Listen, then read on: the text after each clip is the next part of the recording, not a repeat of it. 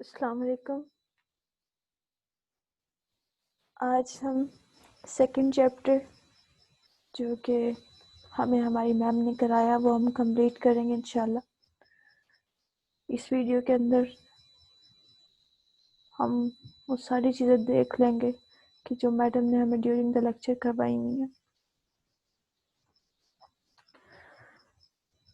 Atrioventricular node से हमने start करना था। लास्ट वीडियो के अंदर उसकी मैंने लोकेशन आपको बताई थी कि वो कहाँ पर प्रेजेंट होता है। अभी हमने देखना है कि ऐसे नोड से एवी नोड तक आते आते जो टाइम डिले होता है वो कितना होता है और वो टाइम डिले जो है वो कितने पार्ट्स में डिवाइड होता है। तो फिगर 10.3 में हम देखें तो there are internodal pathways present that are that connects SC node and AV node. Okay ऐसे नोड से फाइबर्स निकल रहे होते हैं जो कि इंटरनोडल पाथवेज होते हैं। ठीक है, और ये क्या करते हैं, ये ऐसे एवी नोड तक जाते हैं डायरेक्टली। ठीक है, यहाँ से ऐसे नोड से इंटरनोडल पाथवे से एवी नोड तक आने तक जितना टाइम रिक्वायर होता है ना वो 0.03 होता है नर्व इम्पल्स का। 0.03 सेकेंड्स में नर्व इम्पल्स एवी नोड के पास आती है। उसके बाद एवी नोड जो है वहां पर नर्व इम्पल्स स्टे करती है 0.09 सेकेंड्स के लिए और फिर पास ऑन करती है एट्रियोवेंट्रिकुलर फाइब्रस टिश्यू से। उसकी ब्रांचिंग एवी नोड की ब्रांचिंग हुई होती है उसके अंदर से। ठीक है, ये बात याद रखनी है कि फाइब्रस टिश्यू जो है उनके अंदर नर्व इम्पल्स कंडक्ट नहीं हो सकती, तो इसीलिए वो जो है पेनिट्रेट कर जाते हैं जो फाइबर्स हैं एट्रियोवेंट्रिकुलर के बंडल के, जिसको हम एवी बंडल बोल देते हैं। ठीक है, अभी एवी बंडल एट्रियोवेंट्रिकुलर नोड से जब निकल के एवी बंडल में आएगा तो 0.12 सेकेंड्स तक ये चले जाएंगे और फिर जब यही चीज वेंट्रिकुलर सेप्टम में चली जाएगी तो उसका जो टाइम इंटरवल हो जाएगा वो 0.16 सेकेंड्स हो जाएगा। ठीक है, तो एट्रिया से वेंट्रिकल तक आते आते जो टाइम डिले होता है वो 0.16 सेकेंड होता है। तो वो सारा कुछ यहाँ से हमें पता चल चुका। अभी देखना है कि जो हमारे पास ऐसे नोड्स हैं या एवी नोड हैं उससे जो कंडक्शन है स्लो क्यों होती है और दूसरी तरफ वेंट्रिकल्स या वेंट्रिकल के परकिंजी जो सिस्टम है उसके अंदर रैपिड ट्रांसमिशन कैसे होती है। तो two differences are there that cause the slow conduction of the nerve impulse in AV bundles or in SA node or in AV node and ventricular Purkinje system। First जो difference है वो ये है कि जो एवी बंडल फाइबर्स है ना उनका साइज जो होता है वो नॉर्मल एट्रियल मसल जो होते हैं उनके साइज से कंसिडरेबली स्मॉल होता है और दूसरा उनके अंदर जो गैप जंक्शंस होते हैं जिनके थ्रू नर्व इम्पल्स ने ट्रांसमिट करना होता है वो क्या कर रहे होते हैं, वो डायमिनिश हुए होते हैं। ठीक है, जब वो डायमिनिश हो जाते हैं यानी खत्म हो जाते हैं उसके अंदर, तो क्या होता है कि नर्व इम्पल्स को पास करने के लिए काफी ज्यादा हिंड्रेंस से गुजरना पड़ता है, यानी रेजिस्टेंस उसको जो है वो फेस करना पड़ती है। तो उसकी वजह से क्या होता है कि कंडक्शन जो है वो स्लो हो जाती है। ठीक है। दूसरा, उसका साइज छोटा हो जाता है जब फाइबर का, तो फाइबर जो है उसके जितना बड़ा साइज होगा उतनी ज्यादा उसके अंदर कंडक्शन होगी। और कन्वर्सली जो हमारे परकिंजी सिस्टम है उसके अंदर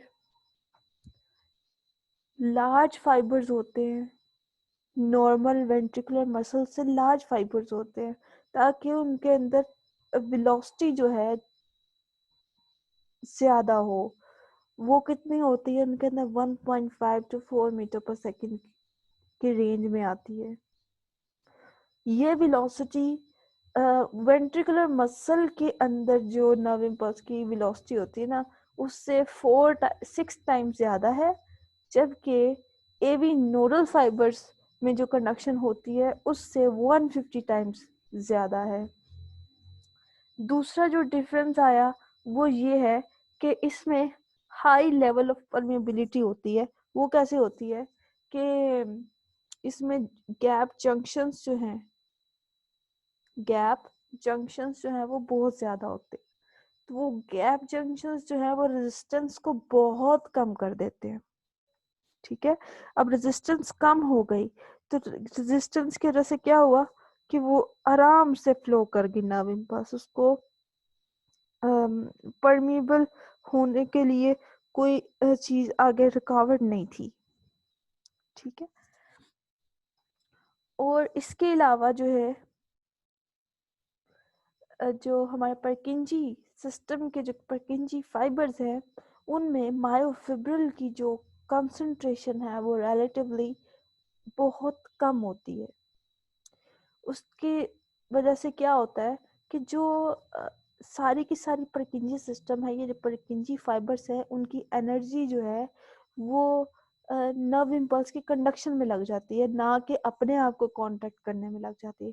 नहीं तो जैसे हार्ट का पूरा मसल जो है वो डीपोलराइज हुआ है, उसके अंदर एक्शन पोटेंशियल जनरेट हुआ है, तो उसने क्या किया, अपने आप को कांटेक्ट कर लिया। लेकिन लेकिन परकिंजी फाइबर्स के अंदर मायोफिब्रिल्स इतने कम होते हैं, मतलब ना होने के बराबर होते हैं, कि उनकी अपनी कंट्रैक्शन होती नहीं है।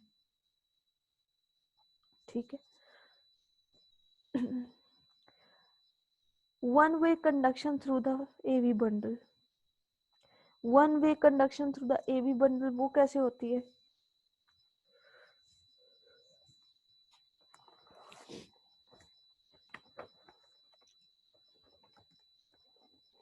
दो चीजें हमने जहन में रखनी है कि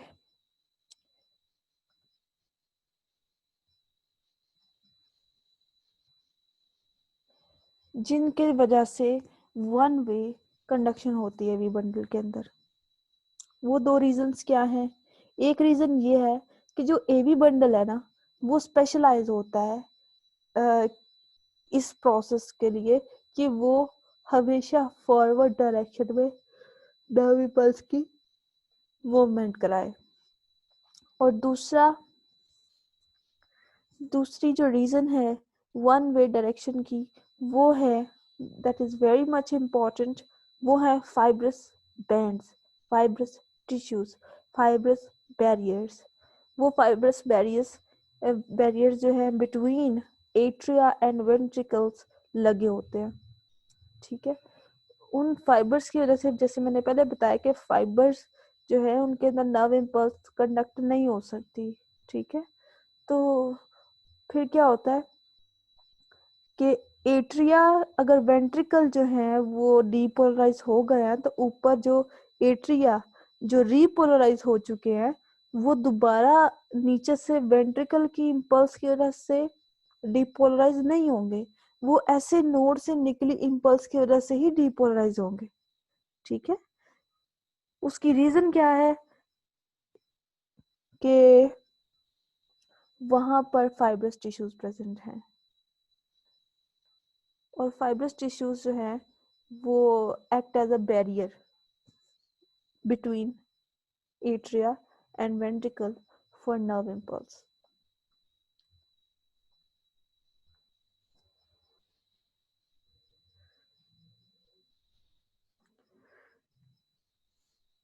Distribution of the Purkinje fibers in the ventricles, the left and right bundle.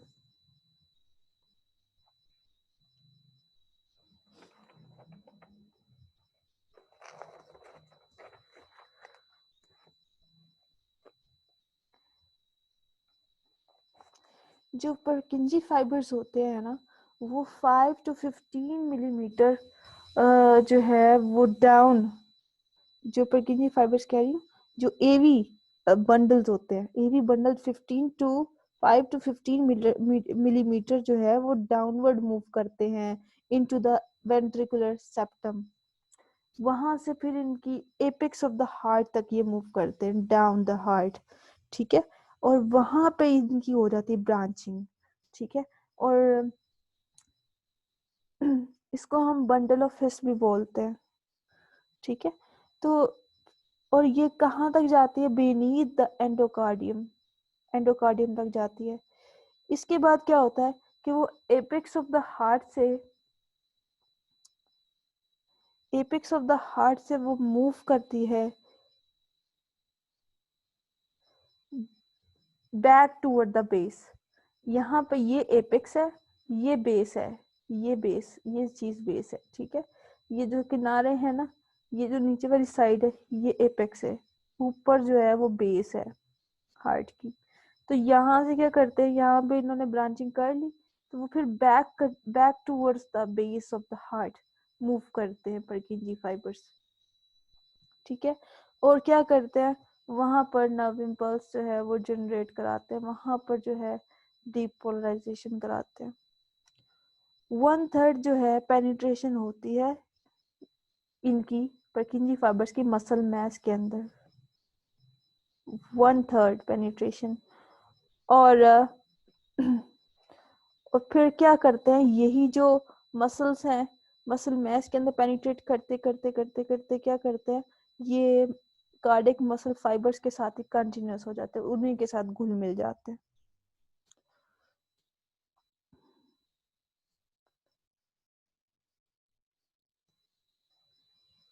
Approximately 0.03 seconds लगते हैं वेंट्रिकल के सेप्टम से टर्मिनेशन पॉइंट तक। मतलब 0.16 सेकेंड में यहाँ पर नर्व इम्पल्स आई, ठीक है। और वेंट्रिकल के सेप्टम से, यहाँ से, ठीक है, यहाँ तक नर्व इम्पल्स पहुंचने तक जो है ना सिर्फ 0.03 सेकेंड का टाइम लगता है। यानी इस 0.03 सेकेंड में तमाम के तमाम जो है वेंट्रिकल के मसल फाइबर्स वो क्या कर रहे होते हैं, वो डीपोलाइज कर जाते हैं, और इसी वजह से इनके अंदर रिदमिसिटी क्रिएट होती है।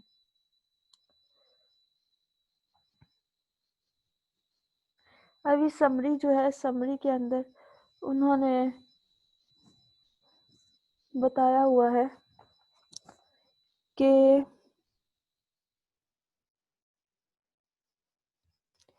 एवी नोड से वेंट्रिकुलर सेप्टम तक मूव करते हुए 0.1 सेकेंड का टाइम डिले होता है, ठीक है। और इसके अलावा जो है, जो इम्पल्स है उसने एंडोकार्डियम के अंदर मूव करके फिर क्या करना है, जो नर्व इम्पल्स है उसने एपिकार्डियम कार्डियल सर्फेसिस तक जाना है।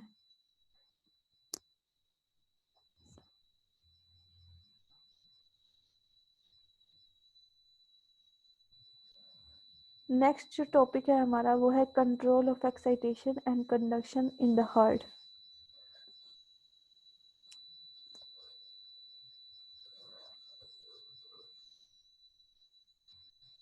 The sinus node as the pacemaker of the heart. Sinus node ही क्यों पेसमेकर है, साइनस नोड ही क्यों जनरेशन करता है नर्व इम्पल्स की?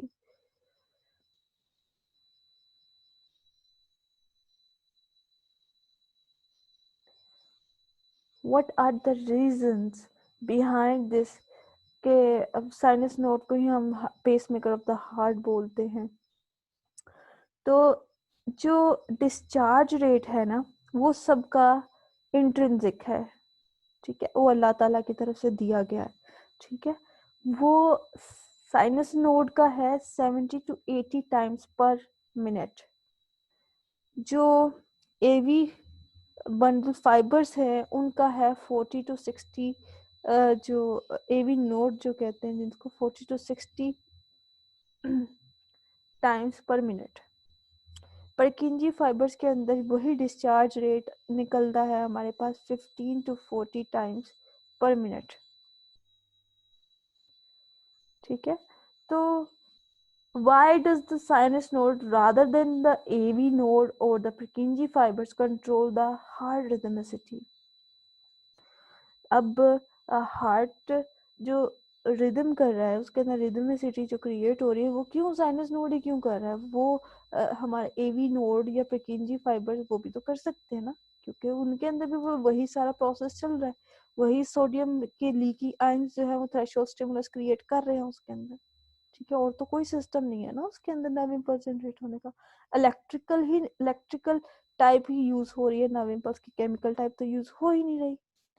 तो क्या होता है, उन्होंने बताया ये है इसके अंदर कि ऐसे नोड जो है उसका डिस्चार्ज रेट, एक तो ऐसे नोड ने क्या करना है, नर्व इम्पल्स जनरेट करनी है और उसने एट्रिया को भी वो नर्व इम्पल्स देनी है, और इसके अलावा it has the capability to excite both AV node and the Purkinje fibers, ठीक है। इसके अंदर इतना पोटेंशियल है, इसका डिस्चार्ज रेट ज्यादा होने की वजह से इसके पास इतना पोटेंशियल है कि ये एट्रिया को भी डीपोलराइज कर जाता है, ये एवी बंडल को भी डीपोलराइज कर जाता है और Purkinje फाइबर्स को भी डीपोलराइज कर जाता है, ठीक है। अगर ऐसा हो जाए, सेल्फ डिस्चार्ज रेट क्या है कि डिस्चार्ज रेट जो है एक एक साइनस नोड 1 मिनट में कितनी दफा जो है वो एक्साइट और री एक्साइट होता है, ठीक है। तो वो साइनस नोड सबसे ज्यादा री एक्साइट होता है। अगर हम वही काम एवी बंडल से कराएं जो कि जिसकी जो हमारे पास डिस्चार्ज रेट आ रहा है वो 40 to 60 टाइम्स पर मिनट है, ठीक है।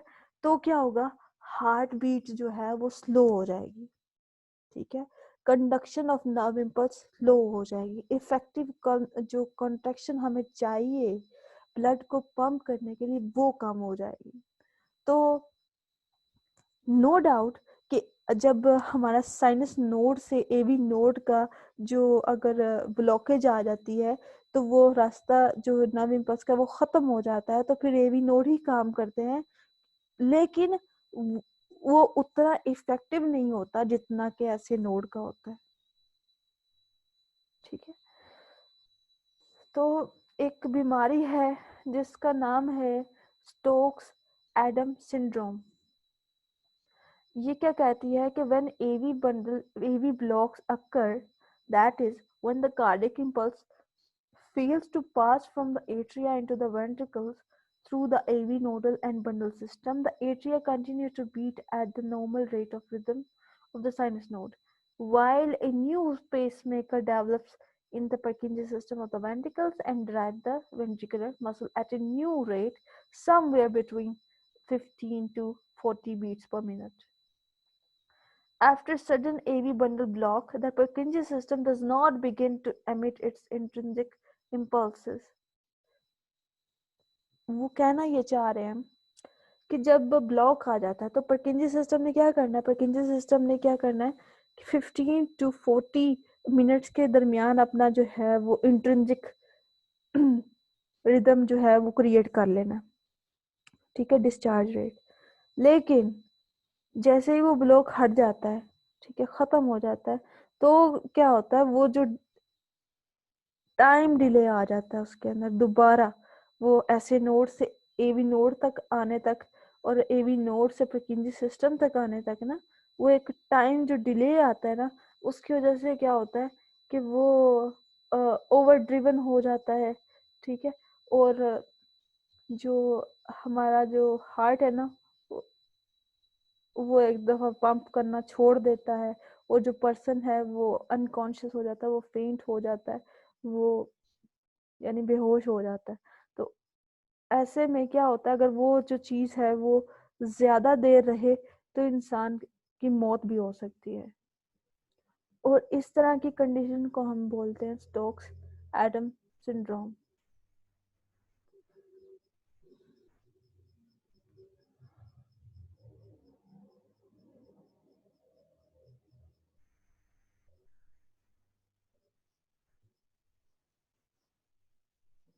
जो परकिंजी सिस्टम है ना, role of Purkinje system in causing synchronous contraction of the ventricular muscle.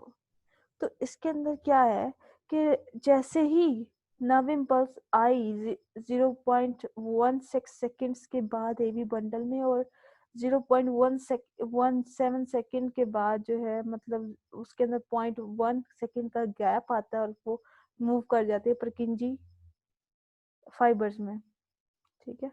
परकिंजी fibre से तमाम के तमाम वेंट्रिकल मसल तक जो नर्व इम्पल्स जाने का टाइम पीरियड है वो है 0.3, ठीक है। 0.3 सेकेंड्स के अंदर वो सारी की सारी नर्व इम्पल्स, 0.03 सेकेंड्स के अंदर वो सारी की सारी नर्व इम्पल्स मूव कर जाती है। तो उसकी वजह से क्या है, रिदम क्रिएट हो जाता है, वो सिंक्रोनाइज हो जाते हैं सारे के सारे पार्ट्स, ठीक है। इसी को उन्होंने यहाँ पर एक्सप्लेन किया हुआ है।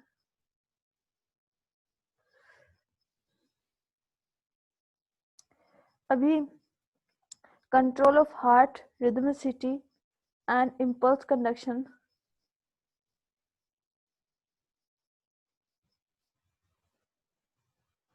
Impulse conduction by the cardiac nerves, the sympathetic and parasympathetic nerves. अभी सिंपैथेटिक और पैरासिम्पैथेटिक नर्व्स का जो है वो एक्सप्लेनेशन करने लगा कि उसका रिदमिसिटी पर कैसे इफेक्ट होता है, और कौन से फैक्टर्स होते हैं, कैसे ये नर्व इम्पल्स आती है, और किन किन आयंस को, किन किन केमिकल्स को रिलीज करके ये सारा कुछ करते हैं काम। पैरासिम्पैथेटिक नर्वस सिस्टम जो है हमारी हार्ट बीट को स्लो कर देता है, और जबकि सिंपैथेटिक नर्वस सिस्टम या सिंपैथेटिक नर्व्स का काम ये है कि उन्होंने बढ़ा देनी है हमारी हार्ट बीट, और ओवरऑल जो फंक्शन ऑफ द हार्ट है उसको इंक्रीज कर देना।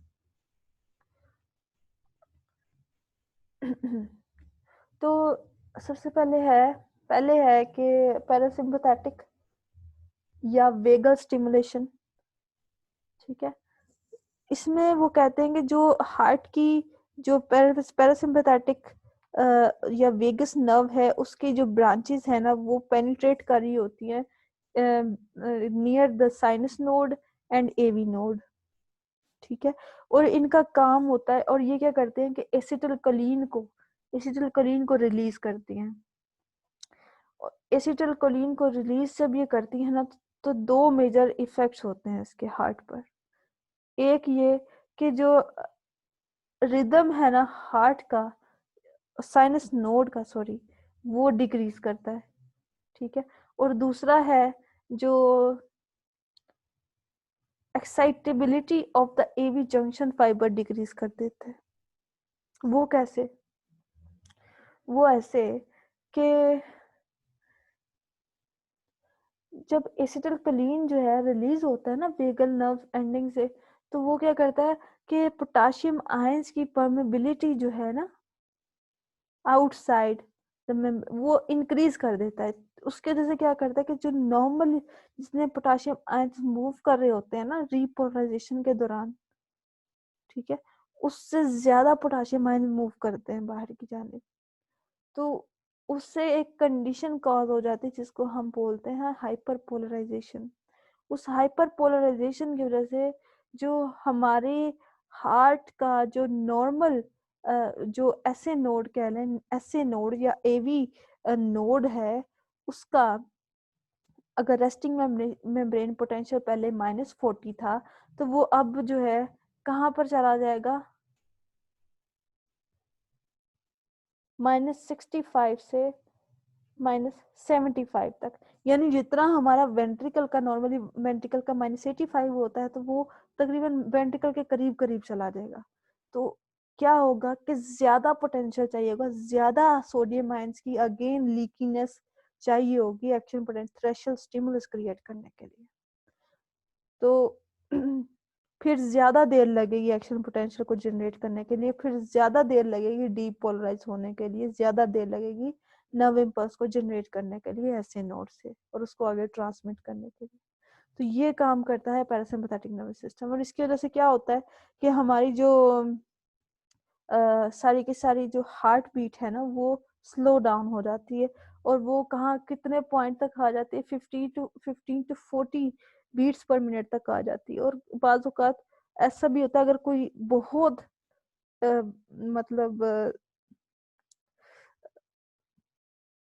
सीवियर किस्म की अगर नर्व इम्पल्स आई है पैरासिम्पैथेटिक नर्वस सिस्टम से, नर्व से, वेगल नर्व से, तो हार्ट जो है वो वेंट्रिकुलर एस्केप भी कर जाता है और डेथ भी हो सकती है। अभी इफेक्ट ऑफ सिंपैथेटिक स्टिमुलेशन क्या करता है कि इसके अंदर जो है इसकी जो वेन्स है उस इसकी जो नर्व्स है ना, एंडिंग्स हैं, वो पूरे के पूरे हार्ट पर और स्पेसिफिकली जो वेंट्रिकल के मसल्स हैं उनमें जो है ये डिस्पर्स की होती है। ठीक है, तो वो डिस्पर्स की होती है और ये ओवरऑल जो फंक्शनैलिटी ऑफ हार्ट है ना उसको इंक्रीज करती है। यानी कॉन्ट्रैक्शन में भी इसने रोल प्ले करना है, इसने ऐसे नोड को की परमेबिलिटी जो है वो भी इंक्रीज करानी है, इसने एवी नोड को भी इसकी नर्व एंडिंग्स जा रही होती है, इसने एवी नोड को भी एक्साइट कराना है, और इसने मतलब हार्ट बीट और जो कॉन्ट्रैक्शन है वो सब कुछ इंक्रीज कराना है। तो वो कैसे होता है? वो होता है सिंपैथेटिक नर्व जो है वो रिलीज करती है हार्मोन नोरेपिनेफ्रिन। नोरेपिनेफ्रिन जब निकलता है ना तो उससे क्या होता है कि अल्टीमेट इसका कोई हमें कॉज नहीं पता कि क्या क्या एक्चुअली होता है, मगर साइंटिस्ट ने एक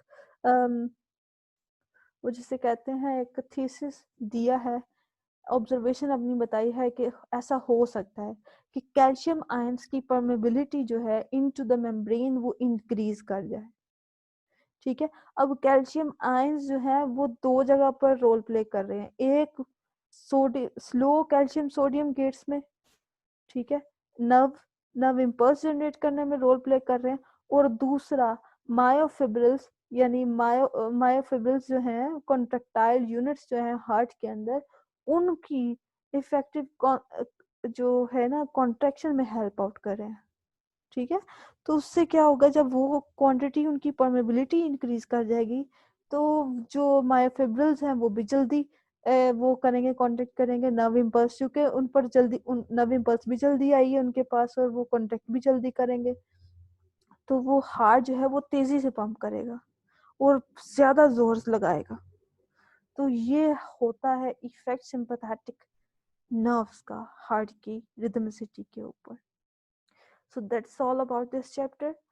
We have completed this chapter in 2 videos, और आई होप सो कि आपको मैं मैक्सिमम अंडरस्टैंड करा चुकी हूँ इस चैप्टर को कि हार्ट जो है उसके अंदर रिदम कैसे क्रिएट होता है, कौन कौन से ऐसे फैक्टर्स होते हैं, कौन कौन से ऐसे कंपोनेंट्स होते हैं कि जो हार्ट को रिदमिकल कॉन्ट्रैक्शन करने में, रिदमिकल एक्साइटेट करने में हेल्प आउट करते हैं। Until the next video, इजाज़त दीजिए। अल्लाह हाफ़िज़।